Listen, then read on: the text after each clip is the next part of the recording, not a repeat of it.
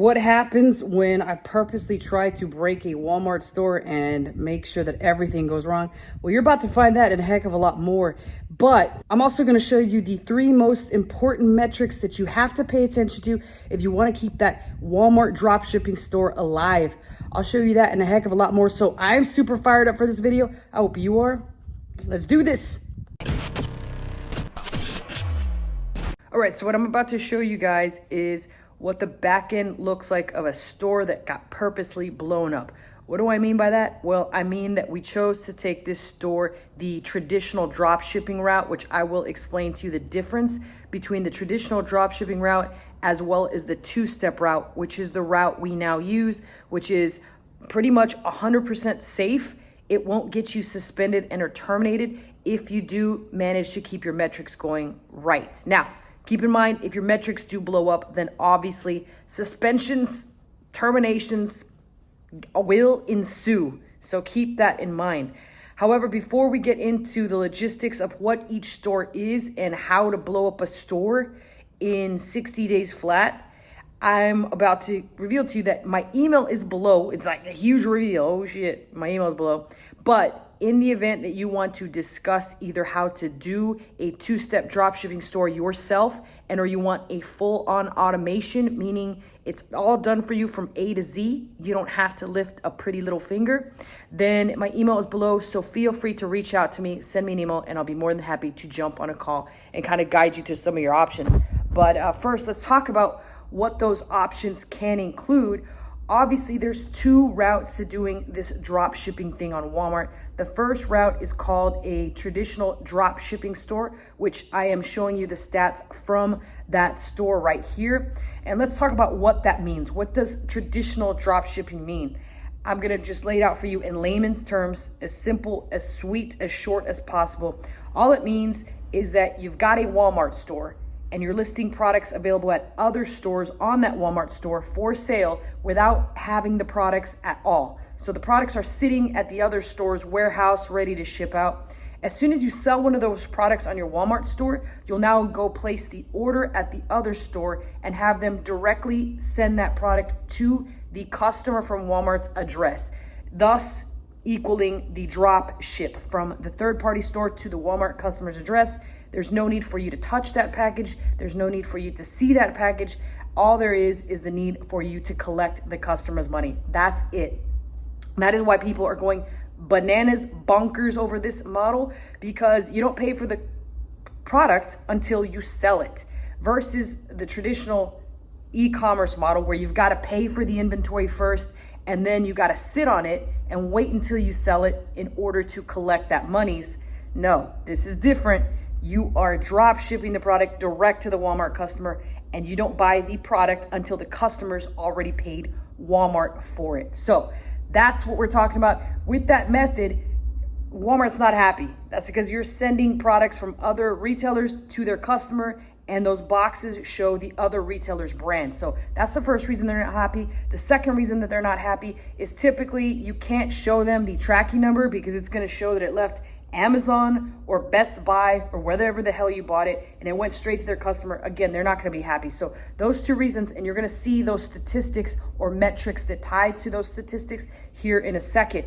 The other way to do this is a little bit more expensive. It's a little bit more, you got to put more effort into it. And so a lot of people don't want to do it this way. This way it takes a lot more effort. And that is the 2-step method. With this method, in simplest, quickest terms, instead of shipping that product from the third-party retailer to the Walmart customer who's already placed the order, you ship it to a middleman location. It could be a warehouse, a repackaging warehouse. It could be your house. It could be your mom's house. It could be your dog's house. If your dog's house has an address, you can go to your dog's house. Ship it to your dog's house, and then you intercept it. You take it out of the original Amazon box with that smile on it. You don't want to see that Joker smile on the package, right? And Walmart customers don't want to see that because then they're going to get effing mad that they just got a package from Amazon and they paid twice the amount.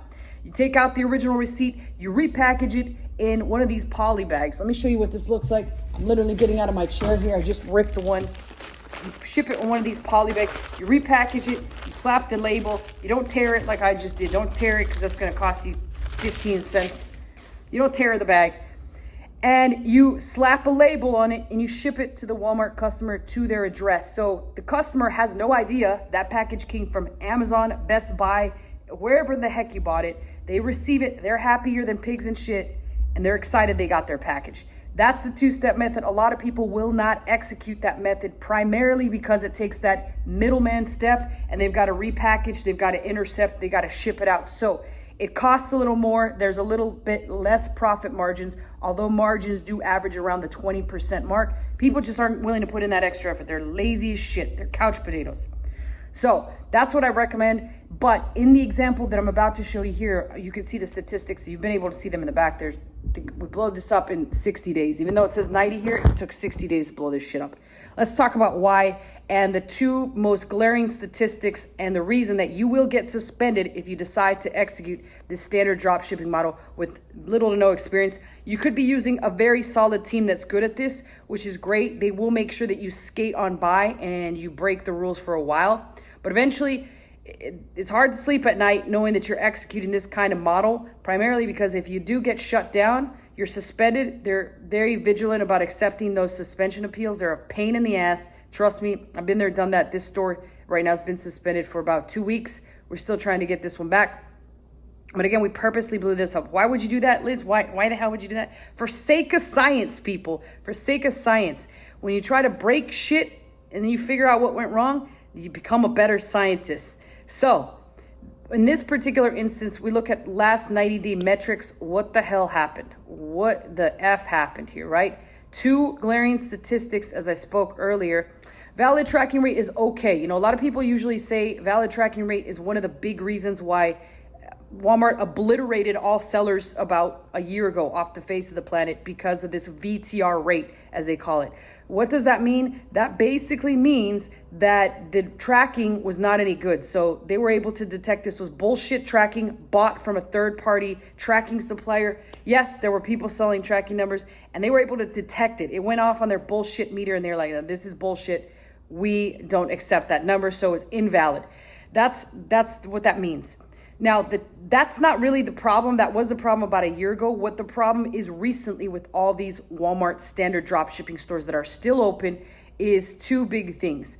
That is the on-time delivery rate and the cancel. And it's really primarily the cancel rate. The on-time delivery rate, as long as you got products that have steadily been in stock on Amazon and we're not dealing with holiday seasonal shit, then we're pretty good. Remember, once holiday season rolls around, Amazon themselves are going to fall behind on everything. You cannot trust that Prime logo during holiday season. That Prime logo is pretty much a valid, legit reason that Amazon's going to miss the mark. If you see a product with a Prime logo, you are fucked. Like, seriously.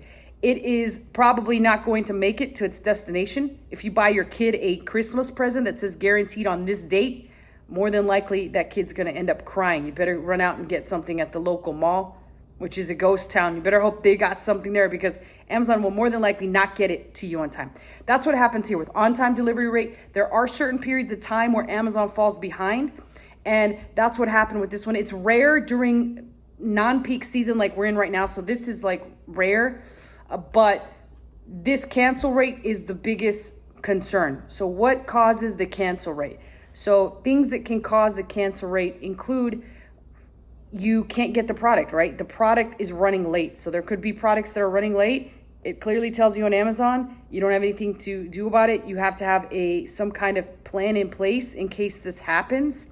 The customer no longer wants the product. If you accidentally have your employees cancel it the wrong way, then you could get dinged for that. And then lastly, if you've got just your shipping department isn't efficient enough and you're just not getting things out in time, that can also impact that. So that is one of the metrics that is most important and you really need to pay close attention to. With two-step, this cancel rate is about the only one that's tough. You can get still caught little in the cancel rate, and the on-time delivery rate. Those are the two toughest ones. The VTR is primarily a big thing for standard dropshipping. On that one, if you're using fake tracking numbers, you're in trouble. So what they do is they ship a trinket to the customer. They attach a tracking number to that. They use the tracking number on Walmart and it shows as delivered on time. Even though the customer has not received the package is still en route from Amazon to the customer. that will work too. That will work at solving your cancel rate a lot of times. And yeah, in those instances, you have to sometimes break even or eat some of the profit. But that's fine, because guess what that does? That keeps your metrics in line. You don't want to purposely blow up a store like I just did here. Again, this is a standard drop shipping store. This is about the only time that a store will get blown up. But those are the metrics that you have to pay the closest amount of attention to. The refund rate usually isn't a problem. It's just this VTR. Make sure you use legit tracking numbers. On-time delivery, just try and ship those puppies out as fast as they come in, as fast as they get ordered, even with a two-step store. And then the cancel rate, that's the biggest one. And that only happens when, again, you've got an instance where you either employees picked the wrong product and now you're shipping out the wrong product and you're like, shit, you got to make sure these get canceled. Or you're not in profit and you're realizing like, holy shit, we're losing a lot of money in this. That happens as well. So I forgot to mention that one as well. So that's when you start to panic and hit cancel button if you don't have a contingency plan in place. So the moral of this video is get a contingency plan in place for all of these scenarios. Again, that is basically it. If you have any questions or you want to talk about how you can do this yourself and or have it done for you full on automation A to Z, my email is below. Questions and comments below. I always personally answer those, and I'll see you guys next time.